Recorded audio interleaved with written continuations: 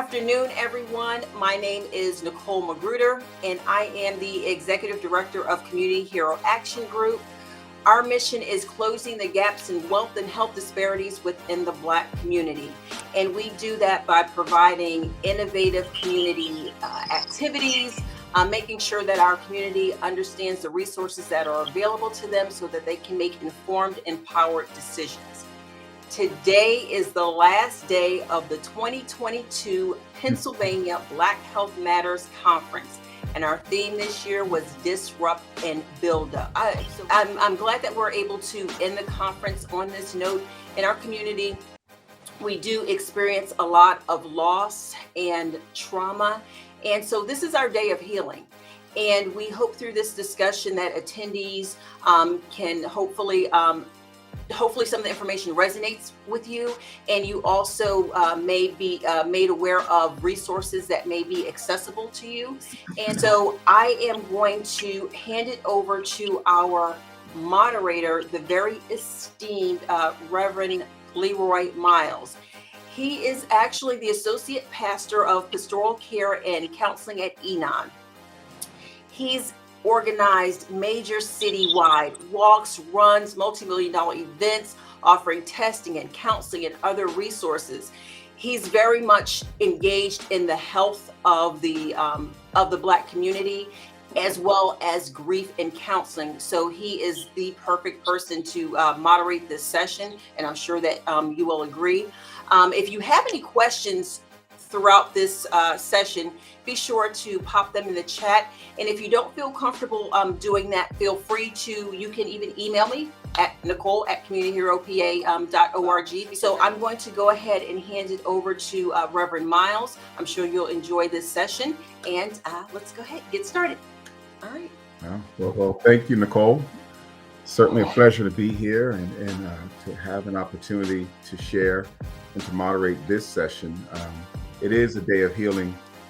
And what we hope to accomplish today is, number one, create a safe space where persons can share their stories, share their journeys in such a way that is healing, is restorative.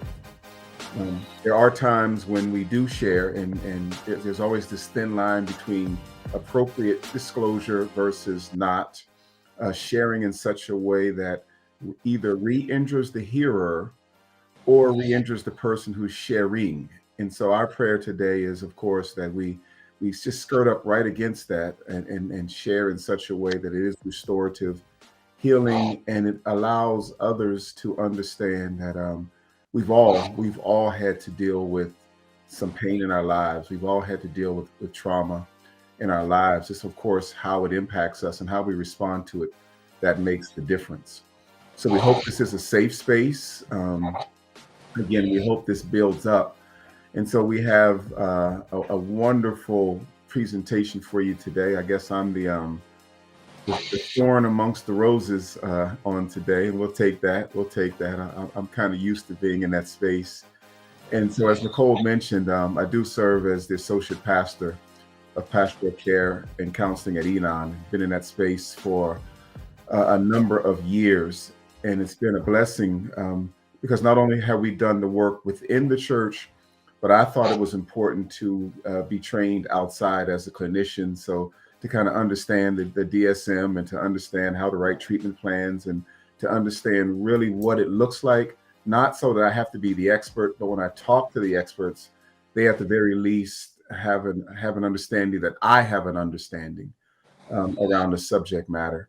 And as it relates to grief and loss, just years ago, we created ministries and supports around grief and loss with an expanded definition.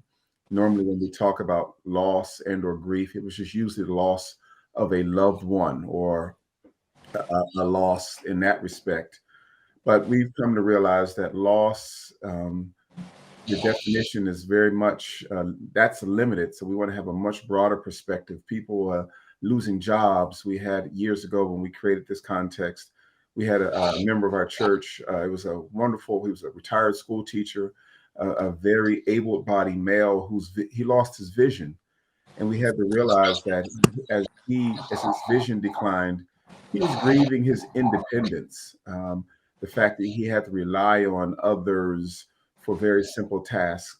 So even on today, when we're talking, we want you to have an open mind. We really want you to have a broader perspective. Yes, we're going to talk about loss in a very intimate way, but also when you're thinking about it, just think about loss in a much larger context. And I think that's going to help us on today.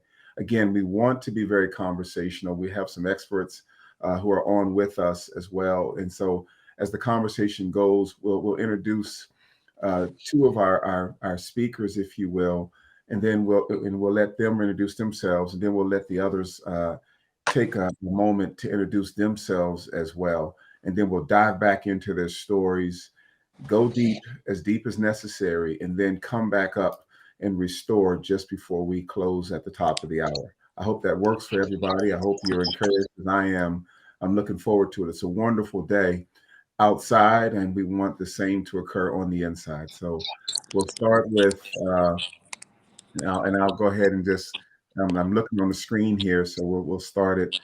Um, Ronel, how about that? Ronel Bocus, if you want to just share a little bit about your story, a little bit about your journey, and then we'll have others share, and then like I said, we'll come back. And just before you do that, we put a context on this. What we're talking about is loss as it relates to the year of firsts.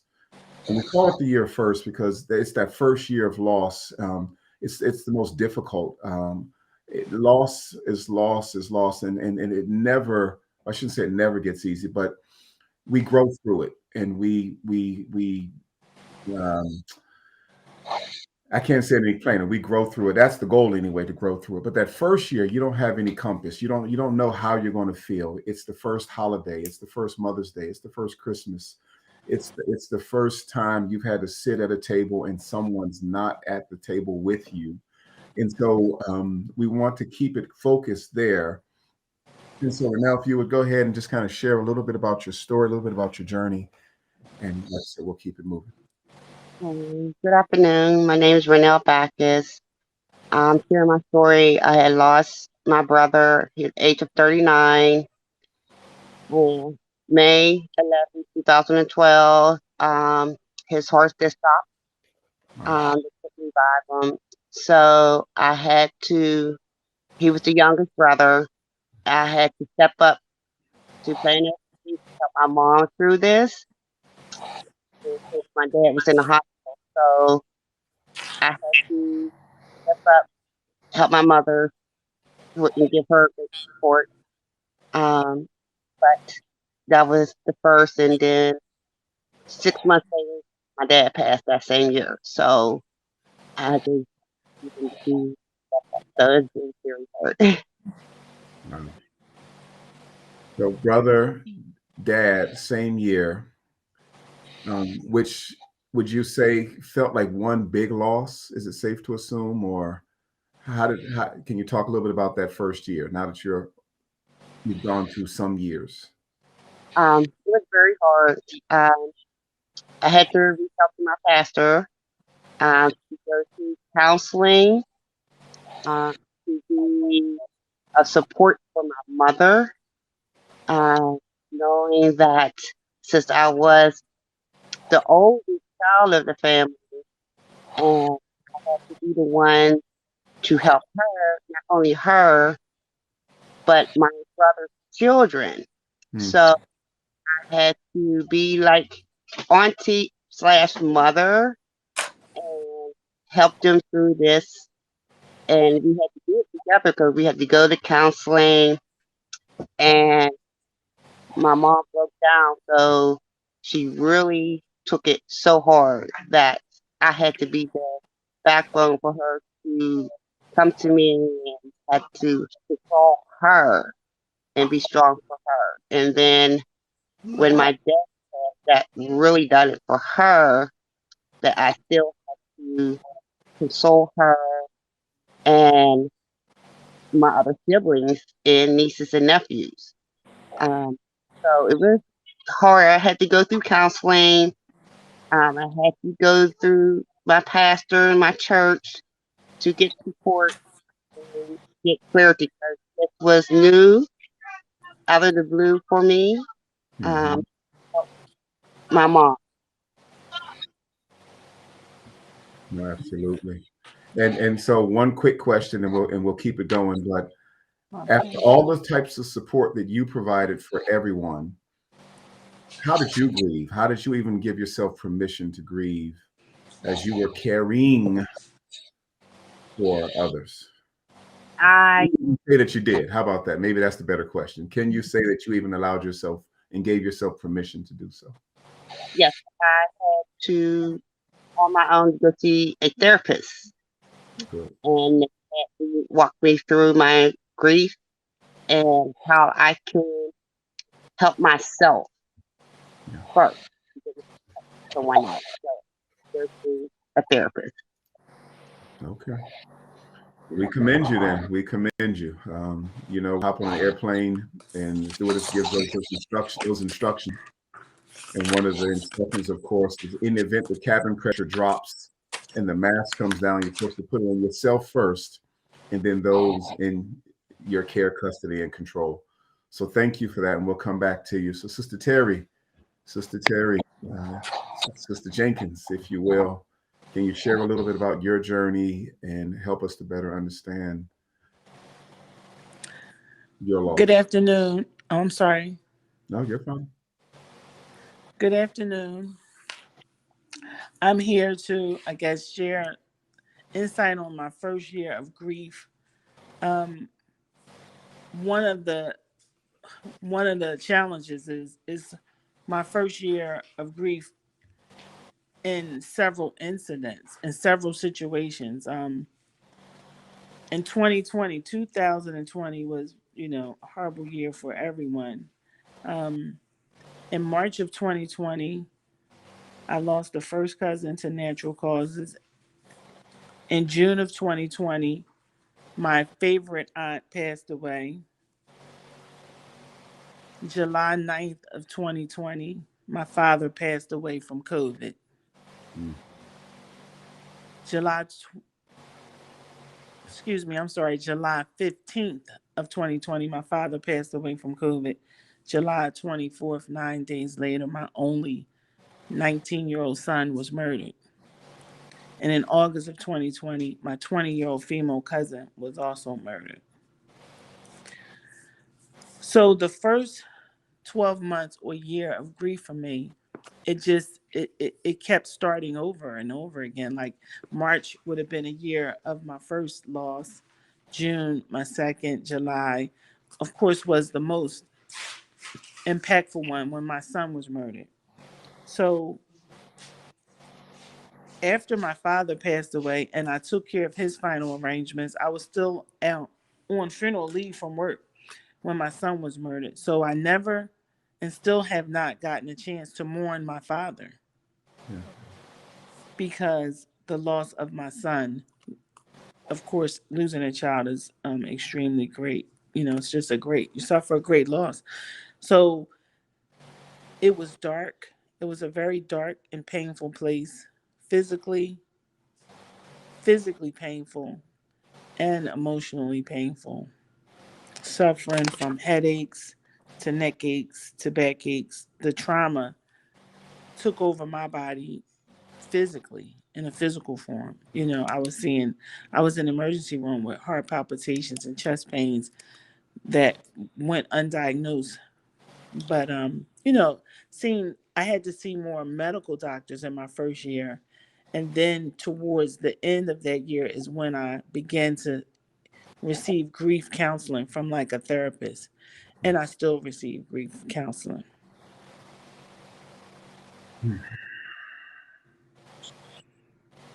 Well, first of all, thank you for sharing. And my goodness, with all that you've experienced in 2020, we will definitely keep you lifted in prayer. We will definitely thank you that you sought the necessary supports and continue to seek supports. We say often when you think about it, there is no word. We don't have a word in our vocabulary for the loss of a child. Think about it. There is no word. If a husband loses his wife, he's a widower. If a wife loses a husband, he's a widower. If a parent loses, if a child loses both of his parents, he's an orphan. We don't have a word in our vocabulary for the loss of a child. We know it's excruciatingly painful, but there's no words to define it. So we will certainly again keep you lifted, and we'll circle back around and share. And so again, I thank you for even being here. Sometimes when I find people are experiencing significant loss, we just want to just commend them for being able to put your shoes on right. And that may Yeah. sound trite, but the reality is it's so difficult that, yeah, and the trauma is so real and the struggle is so real that, yeah, you're right. It manifests itself physically in our bodies, but there are other aspects where it manifests itself as well. So we thank you. We thank you both for just having the capacity to jump on and to be with us. And thank you. And so we have some experts as well. We'll call them experts. Y'all, we got to use that word. Be careful when you use that word. But we thank God for. And so, Sister Golden and Sister Dent, can you all take a second, just kind of share who you are and the work that you've been doing in this space? Sure. You guys hear me okay? Yes. Yes. Okay. Miss Ronel, Miss Terry, thank you, first of all, for sharing a little bit of your stories thus far. Our pain is so personal, and to be able to get to the point we can even talk about it is a step. So thank you. I am a licensed social worker and professional coach, a clinical director of private educational company. I oversee mental health services. A couple years ago, I started my own health coaching practice geared specifically towards people of color. So I am working in a space of providing individual mental health services, but also branching out into providing a lot of professional developments and trainings for institutions who serve, Black and brown people. So, which is everybody, right? Everybody serves us in some form or fashion. But I found in a lot of my work, especially within education in the Philadelphia community, that there were not a lot of people like me in administration or in, clinical services who looked like me. But the majority of our clientele, our families and children that we serve, do look like me. So created a space that I felt like served our community, and I look to kind of subject in the narrative of the importance of mental health within the Black and brown community specifically. So thank you for having me today. Oh, excellent. And thank you. And even thank you for stepping in that space. You're right. It's about cultural competency. It's those words that we're using, and they're not just buzzwords. They really do make a difference. And so we'll circle back as well around connectivity and you all, and you being able to connect with your clients, being able to identify with your clients in a way that some others may not have that capacity to do so. So again, we thank you for stepping in that space, and thank you for even helping others to better understand their limitations as well as increase expectations. So thank you. So Ms. Dent, you want to share a little bit about your work and yourself? Thank you. Absolutely. Good afternoon, everyone, and thank you all for having me. Um, you all sharing your stories is a huge thing, and I commend you for coming to this place and being able to do so, and also being in a space within yourselves to be able to share this piece with the public. My name is Daneesha Dent. I am a pre-licensed clinician. My background is in African American studies, forensic studies, trauma psychology, um, and specifically advocating within the field of sexual violence.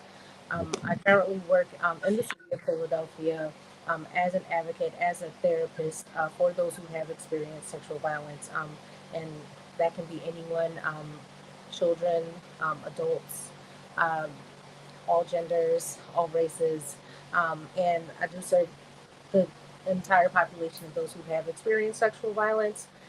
Again, being a person of color, being a woman of color, being specifically a Black woman, of course, the ask is a lot greater for us. And when it comes to advocating for our community, when it comes to how sexual violence has specifically impacted our community as well.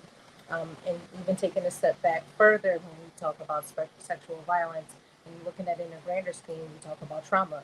And what that does is that brings up a lot of historical trauma. It brings up familial trauma. It brings up a number of different things. And with that work, it's really important for me, or at least I take it very seriously, to do the advocacy for my community, for those who I serve, and to continue to be a scholar in that respect. So, again, thank you for having me, and I look forward to this discussion. No, again, thank you.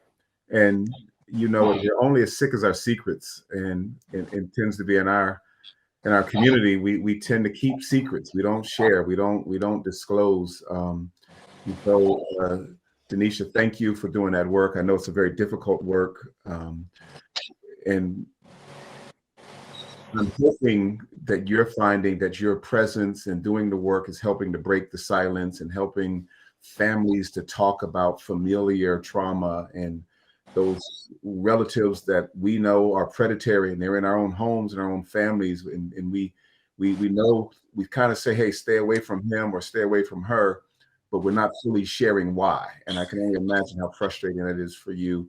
And I'm hoping that you're finding a level of success in that space. But we know how difficult it is. But don't get weary. Don't get weary. Stay encouraged. Stay in that space. So thank you. So, Sister Ronel, we want to talk. We want to circle back to you now, because you are the it for your family. You're the go-to. Every whenever there's a loss, every family that I've worked with, and I think we all would agree as clinicians, you find there's that one who is the one. Everybody leans on. Everybody kind of knows, that he or she can handle it. So, Ronel, let's talk about coping. What have you done and to cope with your losses personally? And I again commend you for finding support, and maybe talk even a little bit about that journey and if that was easy or difficult for you. Um, but me and my brother were close, very close. We talked every day. We were very close to our children. So that was like a very hard. Coping was very hard. And, we needed to get help. It was hard to reach out. Yeah. Will who I turned to, because everyone was leaning on me, their support. So it was very.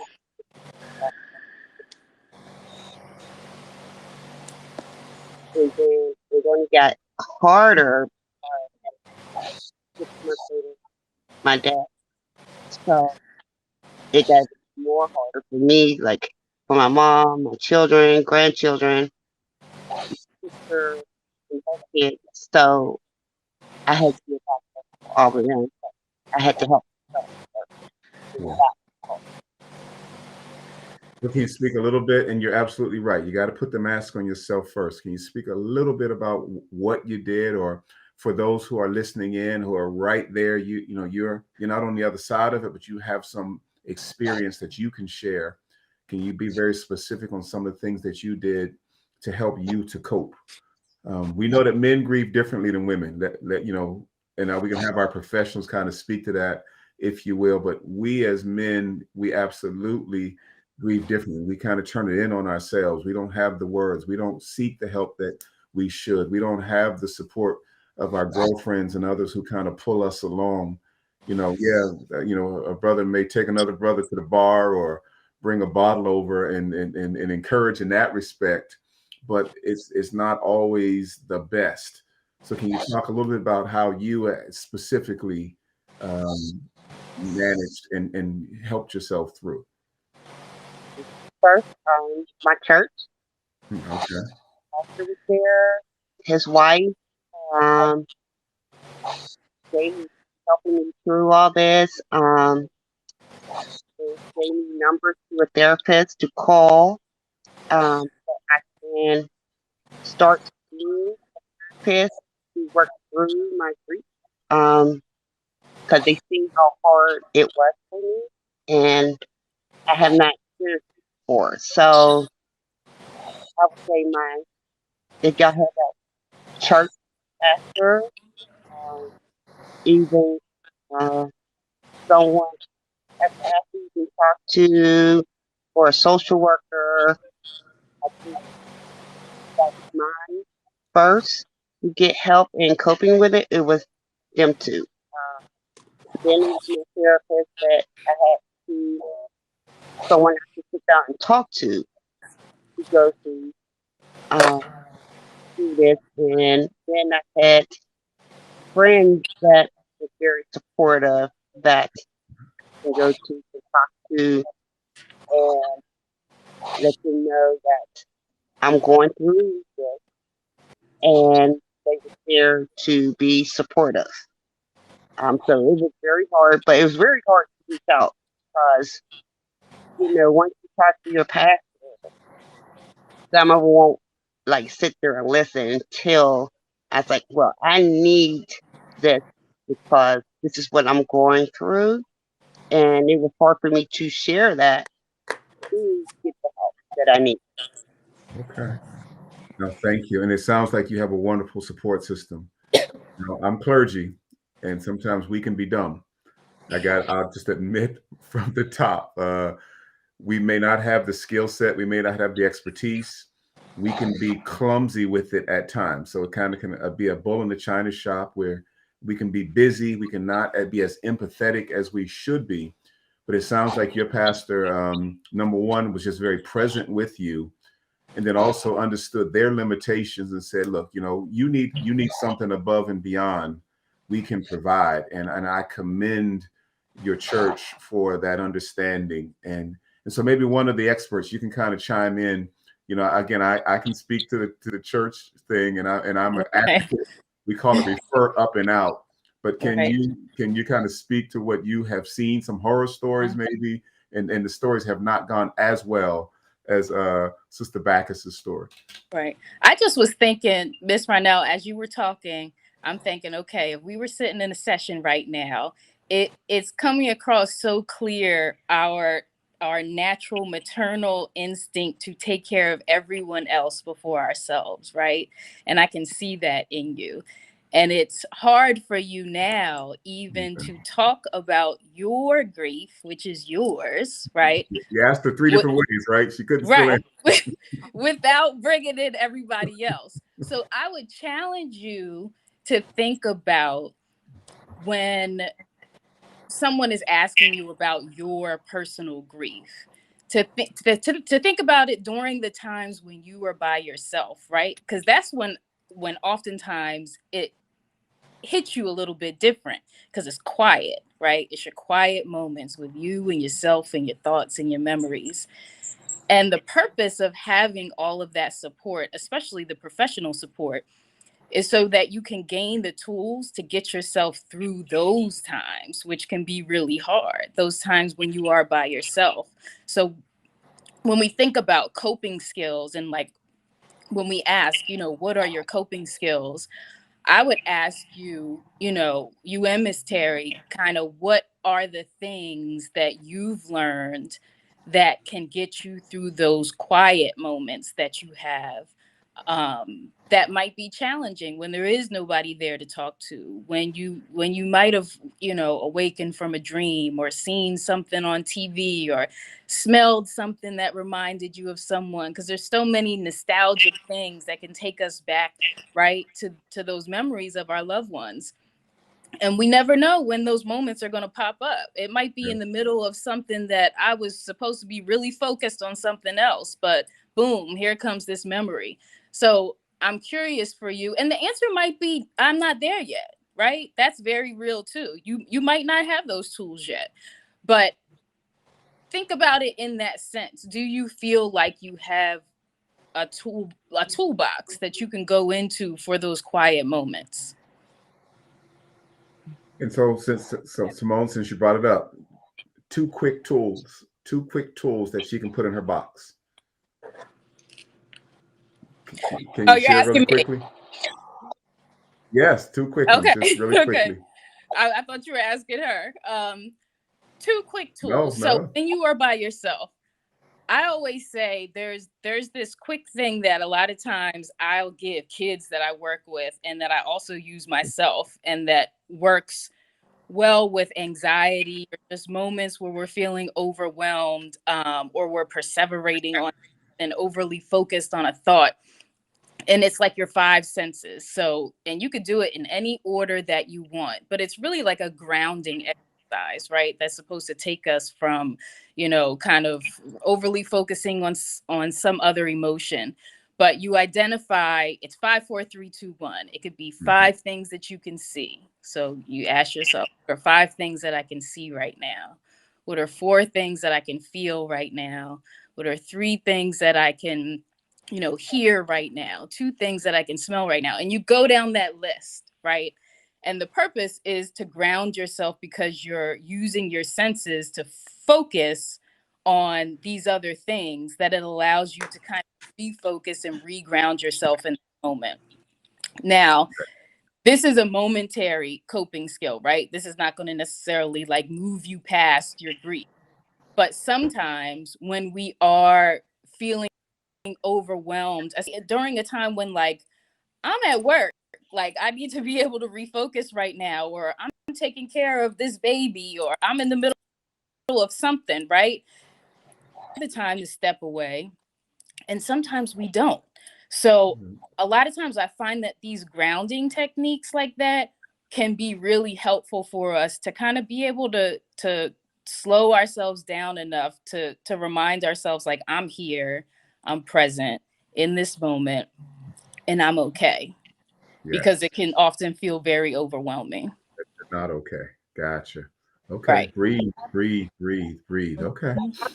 I'd like to piggyback on what she said about that. That's actually one of my favorite grounding techniques. And with that, I advise all of my clients and anyone who I'm in to always carry a piece of sour candy with them for that last taste, because sometimes that sour candy, it'll just kind of bring you back into the present. It's that physical sensation of coming back from whatever you may be thinking about that happened in the past, or whatever you may be reminiscing on that could potentially happen in the future. So having a sour piece of candy, that's always great. I always carry a little small thing of putty. Those things are a lot. There are a lot of times advertised for children, but adults can use them as well. And it can be really, really helpful at those moments. And just use the putty to knead, kind of just knead through your fingers, just a way of, okay. Yep. Kind of like a stress ball. Yeah, gotcha. Okay. Excellent. Okay, so those stress balls really work. So when we go to conventions or we go places and we see those stress balls, gather them up, because it can be something that's okay. No, thank you. All right, thank you. We got to keep it moving here. We think it's an hour. Hour goes by very quickly. So Sister Jenkins, same. So from a coping standpoint, what have you done? What are you doing right now to cope specifically for you? I keep. I'm glad that one of the speakers said that it's okay. I don't think I don't know if I'm coping, or if I'm just surviving or existing. I keep my focus on. I have an adult child with special needs. The sense of smell is the closest sense linked to memory. And so you're right. And you alluded to triggers. And so sometimes we can be triggered and not realize it or where it came from. And so whether we see something or hear something, but equally as important, we may smell something. And subconsciously, it takes us down a road. And so I think even as you were talking, it's about giving yourself permission in those moments to be present, to realize I'm not okay, And Sister Jenkins, can you hear us? Are you back? To realize, hey, and take a moment. Take a minute. God. Sister Jenkins, you're back. But being able to say, I'm not okay right now is important. And that's not, that shows us not a sign of weakness, of course. It's a sign of strength to Right. really say, I'm just not okay right now. Or, so Ronel, since you're with us,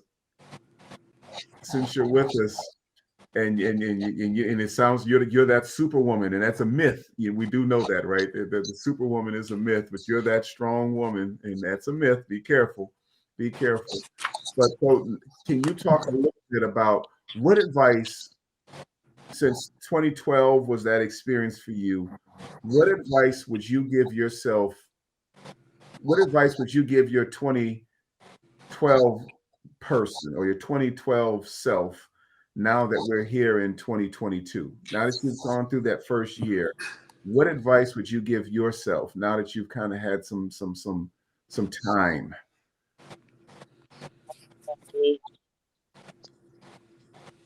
Stop and Stop. It's one more time. Repeat it. Stop and breathe. Because I was breathe. to be on the go. I didn't have time for myself. I would have to say stop, breathe, and everything will be okay. Stop, breathe, and take time for yourself. You give it away, you give it away, you give it away, you give it away, but take time for you. Replenish so you can't even have something to give away. Okay. Thank you for that. That is uber important. Thank you for that information. Amen. Sister Jenkins, you're back. Yes, I'm sorry, guys. I was steady talking. I thought you could hear me. Yes, we missed all of that great information as you were sharing. So please don't touch it. You probably got a call that came in, right? And you hit the button. So take your hands off the phone or whatever. And so just back real quick from a coping standpoint, what did you do for that 2020? What did you do to cope? And you're coping now. And I heard you say you don't even know if you are coping, but surviving. Right. Exactly, Pastor. I don't know. I know that I continue to press and fight because I have a daughter that's an adult. I have an adult daughter who has special needs. She's intellectually disabled, and I know how I have to be there for her. Yes. So the thought of her not having her mom as she once knew was just as devastating to me as losing my son. So I had to continue to press forward. I went to therapy. I didn't really do what the therapist suggested to do, like write and breathe and do the 5, 4, 3, 2, 1. I'm like a little hard headed. I've had medical doctors give me medication. I didn't take it, and during that first year, I really didn't even pray. I battled. I was angry with even God. I questioned my faith. I straddled the fence and all of that. I am now in my second year able to listen to some sermons and pray and talk to some faith leaders and listen to some of the things and even say to myself, thank God, or find myself praying because it's such a difficult thing to do. But as far as coping, I just kept waking up, even all the nights that I couldn't sleep, all the nights that I dreamed, all the nights of planning something evil. I planned lots of crazy things. I kept waking up and thinking about my daughter and what would happen if I wasn't here for her. So I thank God for her. Yes. Because if it had not been for my daughter, I don't know where I would be. And I'm not saying like mentally, I don't know where I would be mentally, physically, you know what I mean? No, So, it's a gift, and she saved your life. Yes. Yeah, let's just cut across the field. She as a gift, she's a gift to you. Amen. So, the clinicians, they heard you use an ideation that, their ears perked up. So, it was almost homicidal ideation. You wanted to go do something to somebody. All right. Yes. And we get that. And so even those thoughts are, you have to, you acknowledge those thoughts. and you talk to someone about those thoughts. Yes. We're only as sick as our secrets. And Yes. so if we don't talk about it, and if we don't talk to a trusted person, the feelings are what they are, and sometimes we can even get mad at ourselves for feeling that way. But that's real and that's honest. And we thank you for your transparency and your honesty. And we know that you're still so very much on the front end. And so as we're coming, the hour is going by quickly. So I'm going to ask our professionals just some quick words of encouragement and or admonishment. So if you want to go ahead and just Simone will have you go first. 2 minutes. I know that doesn't work, and it's very difficult. Mr. Jenkins, just to encourage her. 2 minutes. Go ahead. I just want to say I heard you. I felt your words, and the idea of retribution. As a parent, I can't even imagine. But I think about anger being a part of the stages of grief, right?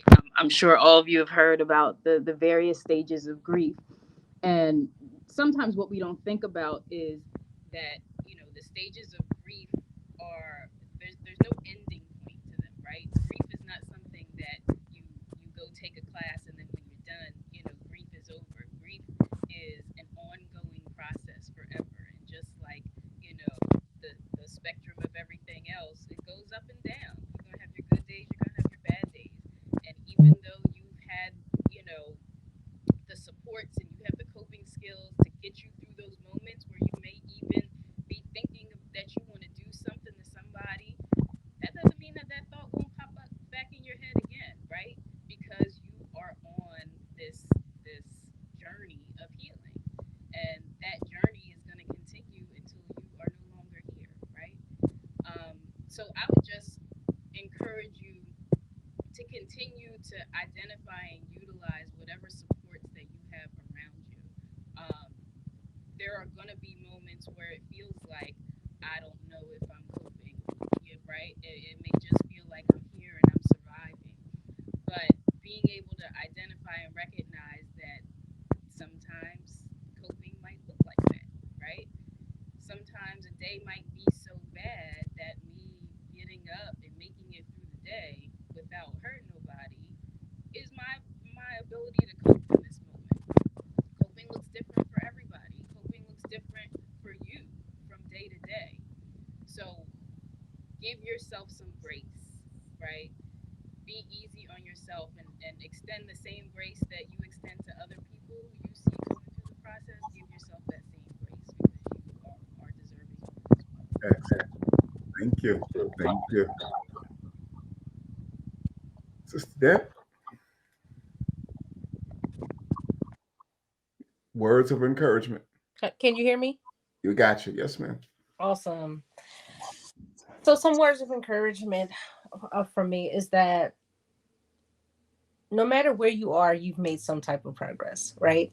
And again, piggybacking on Ms. Golden, we have to give ourselves grace for where we are and what we actually have experienced.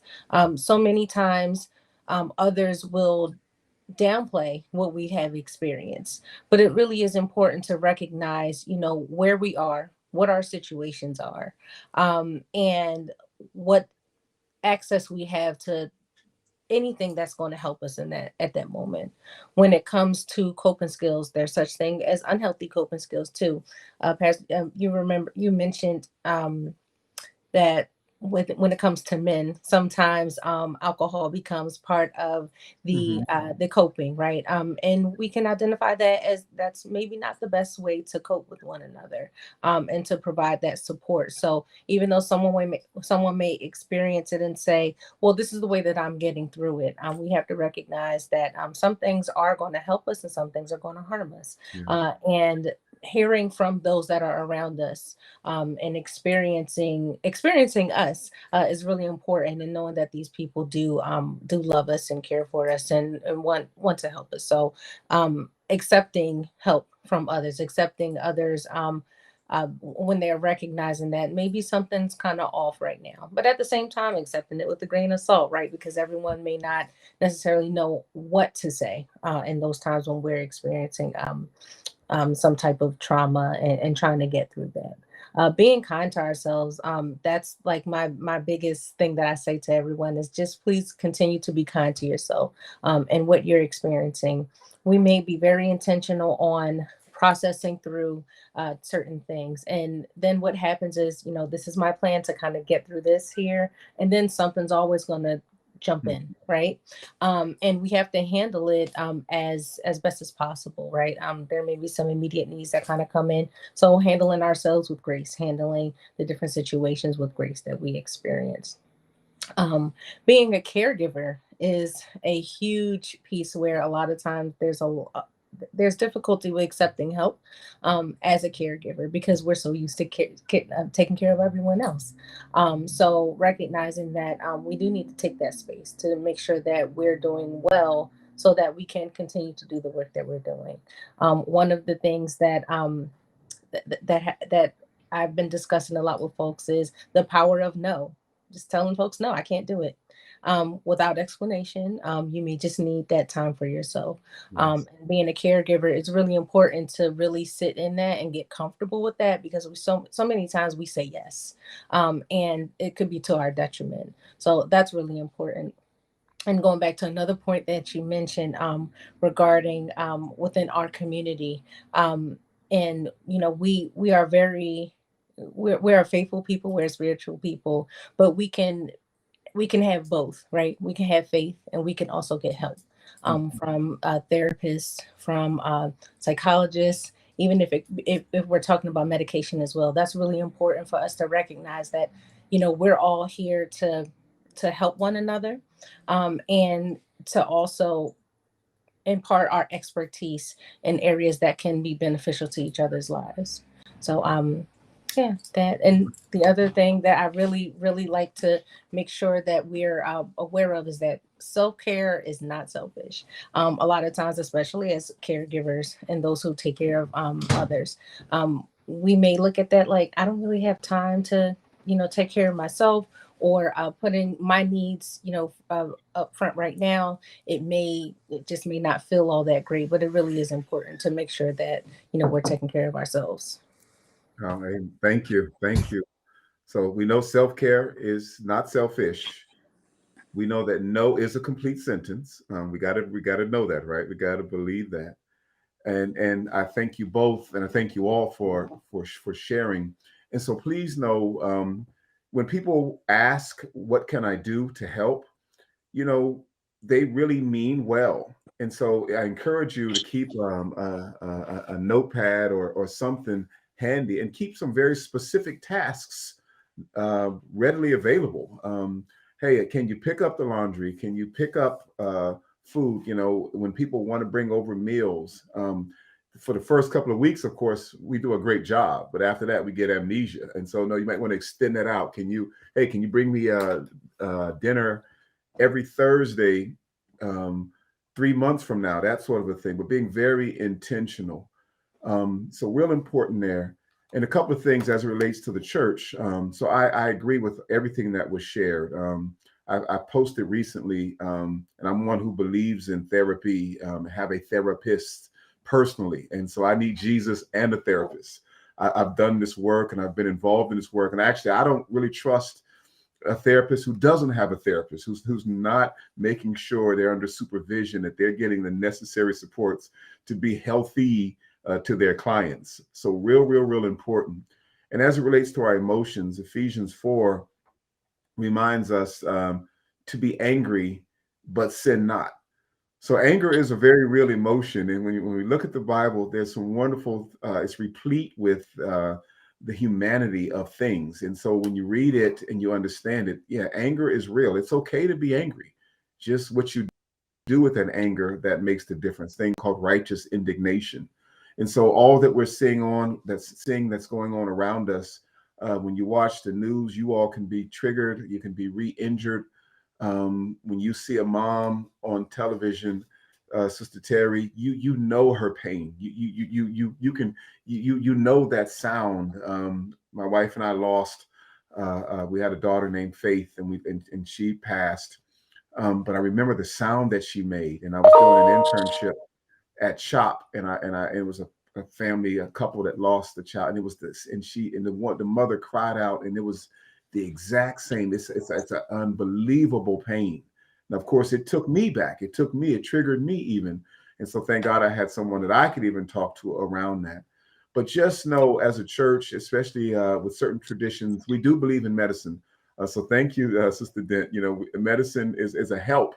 Sometimes all you need is Jesus. You need to pray. Well, be careful when you hear those words.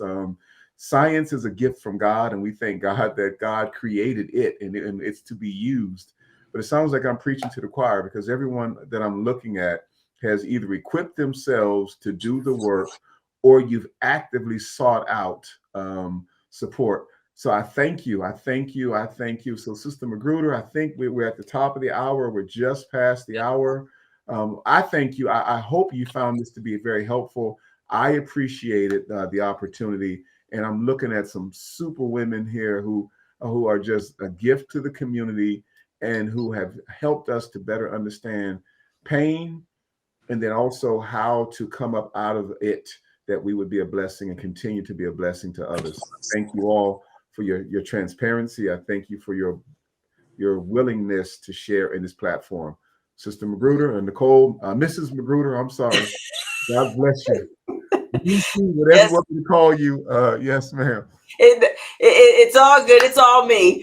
Yes, And I want to thank you all for, sharing your time this afternoon. And I hope that you are patient with my last question. I know we're about to end, okay. but I just don't know who might be watching right now.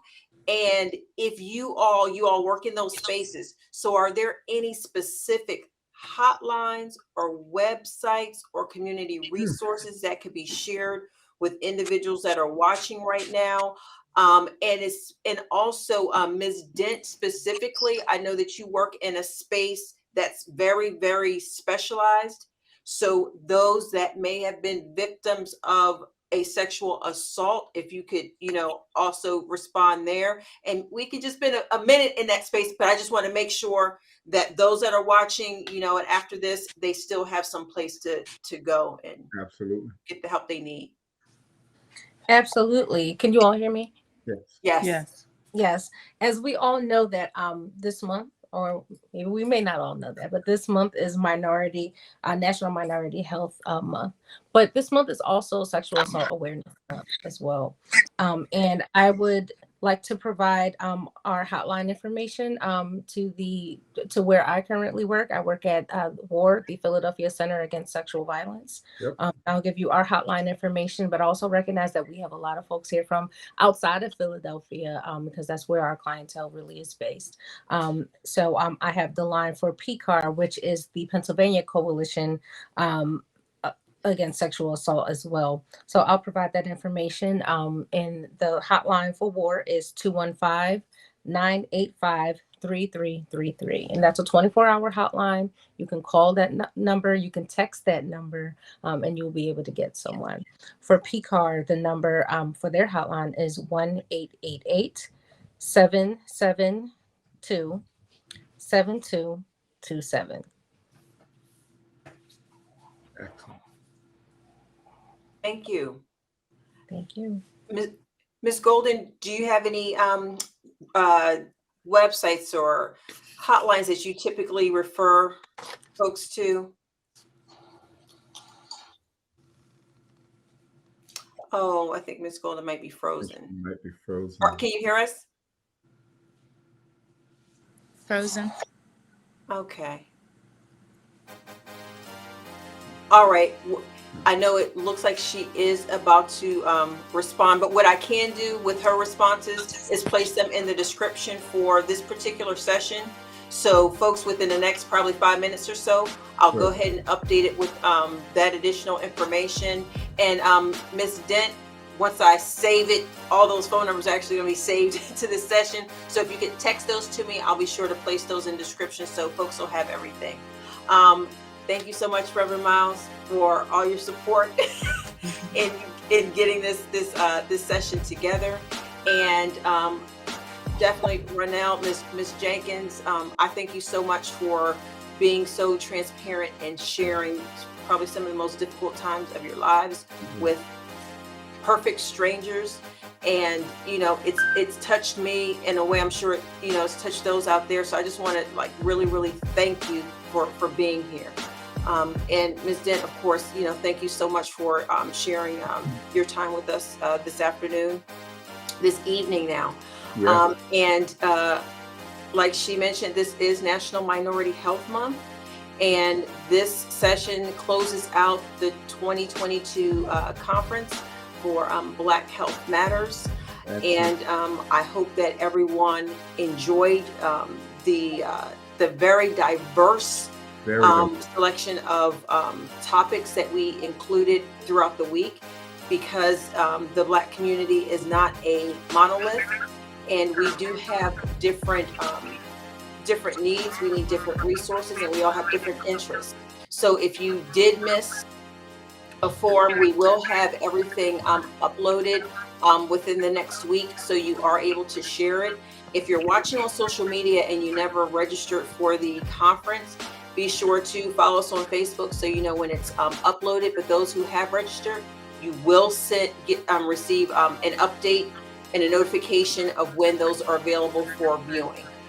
So thank you again. National Minority Health Month. I know it's just this month, but we all have to pay attention to our health 12 months out of the year, not just during this month. But we hope we were able to lift up some topics and themes that are relevant to the Black community, and hope we pique some interest in some things that maybe you weren't aware of, and maybe that's going to make you want to go out there and perhaps get checked out, have some more discussions, and make sure that you're the best and you are, and that's both physically and mentally.